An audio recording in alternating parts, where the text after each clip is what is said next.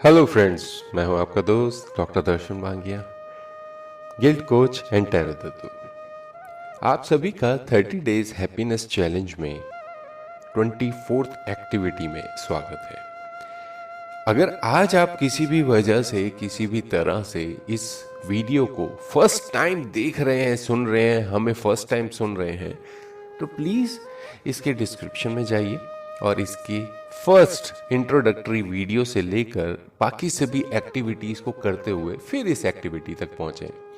हमारा जो इस 30 डेज हैप्पीनेस चैलेंज को बनाने का मोटो है वो ये है कि आज का समय ज़्यादातर लोग कहीं ना कहीं प्रॉब्लम से घिरे हुए हैं, बीमारियों से घिरे हुए हैं, दुखों से घिरे हुए हैं, डिप्रेशन एंग्जाइटी से घिरे हुए हैं। तो उस चीज़ को दूर किया जा सके, ठीक किया जा सके और आपके अंदर खुशियों का फव्वारा भरा जा सके, यही हमारा मेन मोटो है। तो प्लीज़ हमारे चैनल को सब्सक्राइब भी ज़रूर कीजिएगा ताकि हमारी फर्दर जो भी पॉडकास्ट या फर्दर वीडियोस अपलोड हों आपके पास उसकी डिटेल सबसे पहले पहुंचे। Thank you. चलिए, आज की एक्टिविटी है मेक अ फैंसी ब्रेकफास्ट। जी हाँ, हमने पिछली एक्टिविटी में बात करी थी एक बहुत ही बढ़िया डिनर की या कोई भी एक मील की, कि आपको अपना खाना बनाना है, बट आज आपको ब्रेकफास्ट बनाना है। ये चीज़ मैंने बहुत बारी नोटिस की है कि मेरा दिन बहुत ही अच्छा गुजरता है अगर मेरा ब्रेकफास्ट बढ़िया जाए। अगर आप ब्रेकफास्ट स्किप करते हैं तो आप देखिएगा वो दिन कितना बोरिंग निकलेगा, जैसे कि आपने अपने ब्रेकफास्ट को स्किप किया। क्यों? क्योंकि बॉडी के अंदर वो केमिकल चेंज आते हैं जब आप खाना अपना स्किप करते हैं। इसकी वजह से आपका मूड भी स्विंग ज़्यादा होगा, आपकी हेल्थ प्रॉब्लम्स भी आएंगी, आपका डाइजेस्टिव सिस्टम भी बिगड़ेगा, आपका सर्कुलेटरी सिस्टम भी बिगड़ेगा। जी, तो अपना ब्रेकफास्ट बढ़िया कीजिए, जो आपको पसंद है वो कीजिए और उसको चबाने में समय दीजिए। ब्रेकफास्ट करते हुए कोई भी किसी भी तरीके का ध्यान कहीं और मत भटकाइए, कोई गाना मत सुनिए, कोई टीवी मत देखिए, किसी तरीके की न्यूज़, कुछ भी नहीं। एक कोर जब आपके मुंह में जाना चाहिए तो उसको चबाते हुए उसका जो रस आ रहा है उसको एंजॉय कीजिए। क्यों? क्योंकि आप एक ऐसा ब्रेकफास्ट कर रहे हैं जो आपको करना पसंद है। तो वो एक टेस्ट जो कोर को चबाने से आपके अंदर रस जो जा रहा है उसको पूरा एंजॉय कीजिए। जब एंजॉय आपके मुंह से चबाने से ही शुरू हो जाएगा तो विश्वास मानिए पूरा आखिर तक, जब तक ये खाना आपका पूरा हजम हो जाएगा, ये आपकी एक एक सेल को पूरे तरीके से रेजुनेट कर देगा, हेल्थी कर देगा, जबरदस्त कर देगा। और आप अपना दिन देखिएगा क्या जबरदस्त जाएगा, किस तरीके से खुशी से भरे हुए, एनर्जी से भरे हुए आप अपना काम करेंगे। जी, एक बारी करिए तो सही। तो आज का फैंसी ब्रेकफास्ट हो सके तो जो भी आपका मन है, खाने का दिल करता है, अच्छा लगता है, उसे खाइए और जितना हो सके उसे सजा के खाइए। कुछ भी खाना चाहे बस उसे सजाइए। किस तरीके से सजाना चाहते हैं, कैसा आपको अच्छा लगता है, अपने बचपन को याद कीजिए। आप कितनी उम्र के हो चुके हैं उसे छोड़ दीजिए, बचपना कभी नहीं जाना चाहिए। अपनी पर्सनल चीज़ों में अपने बचपन को अपने आखिर तक संभाल के रखिए। कीजिए, इस एक्टिविटी को कीजिए और हमारे साथ शेयर ज़रूर कीजिएगा। इट पॉडकास्ट के डिस्क्रिप्शन में गूगल फॉर्म का लिंक दिया हुआ है, इंट्रोडक्टरी और बाकी सभी लिंक से जस्ट पहले।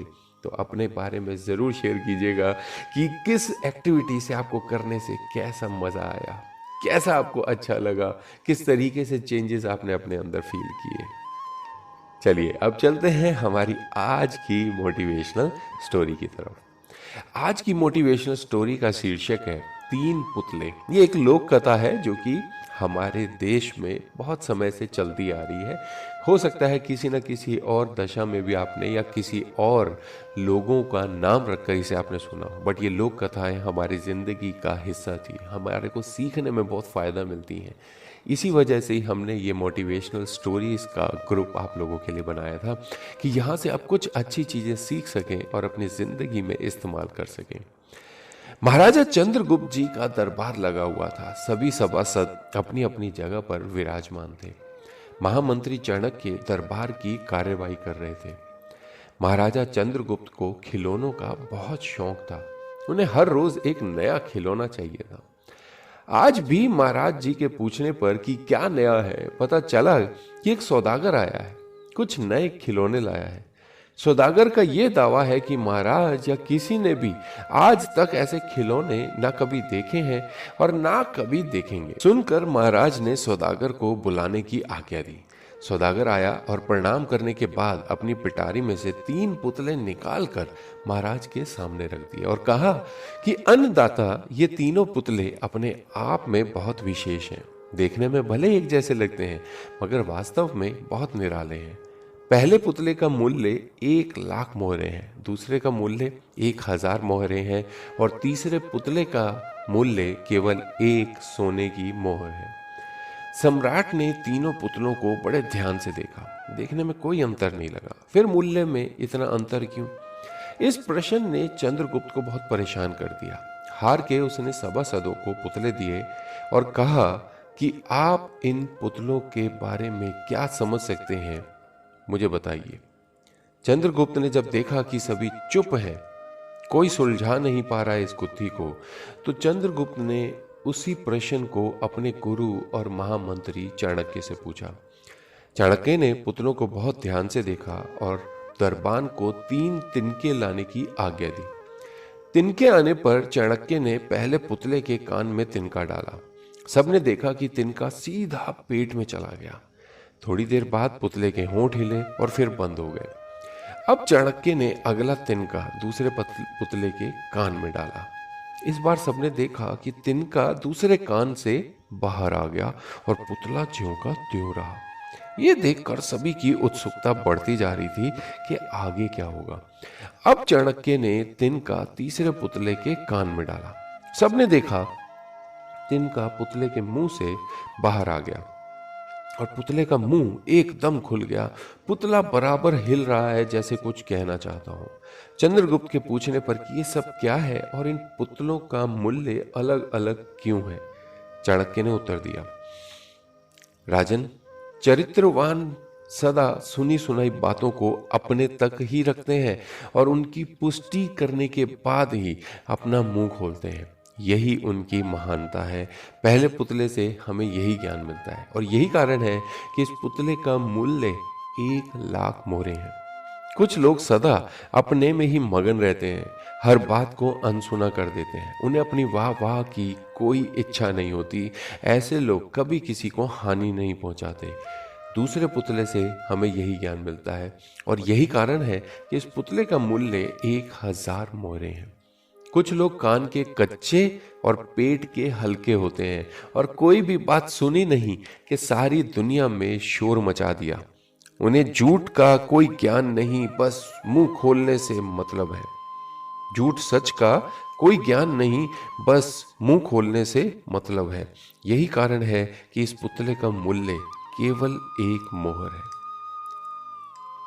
अब आप सभी के पास एक फोन है जिसपे आप हमें सुन रहे हैं, देख पा रहे हैं। इसके अंदर एक ऐसा ही ऐप है जिसका मूल्य इस कहानी के हिसाब से मात्र 1 मोहर है और उसी ऐप का मूल्य 1,00,000 भी हो सकता है। वो क्या है? उसे हम सोशल मीडिया कहेंगे। कोई भी ऐप हो सकती है सोशल मीडिया से संबंधित। आपके पास कोई भी एक स्टोरी, एक कहानी, एक वीडियो आती है, आप उसके बारे में देखते हैं। हो सकता है उसमें आपको अच्छा लगता है तो आप उसमें अच्छे कमेंट्स करना शुरू कर देते हैं। हो सकता है कि उसमें कोई कहानी या कोई स्टोरी या कोई जो भी एक विचार दिया गया है या एक आपको वीडियो दिखाई जा रही है, वो आपको बुरा लगता है और आप उसके बारे में बुरा बोलने लग जाते हैं, गालियां देने लग जाते हैं। जैसे कि करीब 3-4 साल पहले एक सिख लड़के के ऊपर ऐसे ही किसी ने एक फ़ोटो खींचकर उसके बारे में बहुत सारा नेगेटिव बोला था, जिसका कोर्ट केस वो आज जीत चुका है और उसको बाइज्जत बरी किया गया है। बट उस टाइम पे उस लड़के ने क्या क्या झेला उसके बारे में जाकर अगर आप वीडियो देखेंगे, जब उसने अपनी स्टोरी बताई कि उसने कितना झेला है, तो लोग आज के टाइम पे ये नहीं देखते कि उस स्टोरी का, उस कहानी का या उस पोस्ट का दूसरा पहलू क्या है। बस हमारे को जो चीज़ दिखाई देती है हम बोलना शुरू कर देते हैं। अच्छा लगा तो अच्छा, बुरा लगा तो बुरा। क्या मैं आपसे एक रिक्वेस्ट कर सकता हूं कि किसी भी चीज़ के ऊपर रिक्वेस्ट करने से पहले, अपना सजेशन देने से पहले, उसके बारे में बोलने से पहले कृपया गूगल पर जाकर उसके बारे में छानबीन करें। आपके हाथ में है फ़ोन, google.com पे जाकर आप किसी भी इमेज के बारे में सर्च कर सकते हैं कि वो इमेज कब की है, किसी बारे में लिखा गया है तो वो कब का है। बस एक तरीका आपको आना चाहिए कि इस पोस्ट को कैसे सर्च करना है, उसको सर्च करें। बहुत सारी झूठी पोस्ट मार्केट में फैलती रहती हैं और हम बिना सोचे समझे, क्योंकि सोशल मीडिया में ज़्यादातर पोस्ट फॉरवर्ड करने का सिस्टम फ्री है, तो हम भेजते रहते हैं और हम अपने अंदर, देखिए, अच्छी पोस्ट आपको अच्छा फील करा रही है तो बहुत अच्छी बात है, बट जो पोस्ट आपके अंदर गुस्सा पैदा कर रही है, गम पैदा कर रही है, दुख पैदा कर रही है, ऐसी पोस्ट के ऊपर पहली बात तो ध्यान ना दें। अगर आप फिर भी जानना चाहते हैं उसके बारे में, तो उसके बारे में पूरी जांच पड़ताल करें, उसका दूसरा पहलू, दूसरा हिस्सा देखें, समझें, फिर उसे आगे फॉरवर्ड करें। मैं एक हैशटैग कई बार चलाता रहता हूं, जिसको मैं डिजिटल ज्ञान की बात कहता हूँ या डिजिटल शिक्षा की बात कहता हूँ, कि हमारे को डिजिटल शिक्षा की अभी बहुत ज़रूरत है।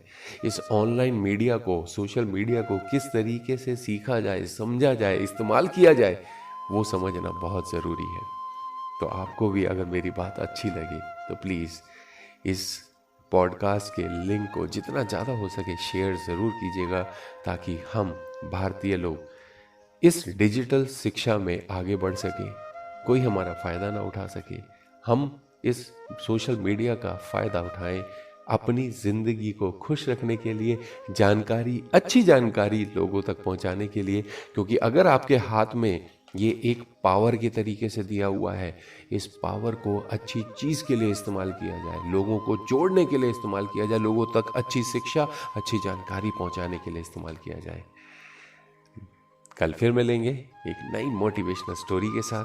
Bye bye, take care, have a good day.